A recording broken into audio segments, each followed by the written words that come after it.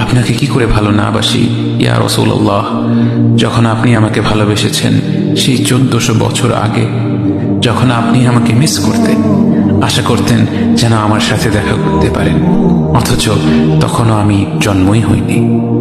সেদিন সাহাবীরা আপনার চোখে পানি দেখে বলল, ইয়া রাসূলুল্লাহ, আপনি কাঁদছেন কেন? আপনি বললেন, আমার ভাইদের খুব দেখতে ইচ্ছে করছে। সাহাবীরা বললেন, আমরা কি আপনার ভাই নই ইয়া রাসূলুল্লাহ?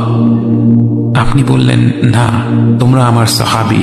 আমার ভাই হলো তারা যারা আমার পরে আসবে এবং আমাকে কখনো না দেখেও তারা আমাকে বিশ্বাস করবে। মৃত্যু শয্যায় শুয়ে আপনার অন্তরে এই চিন্তা ছিল যে আমাদের পরিণতি কি হবে।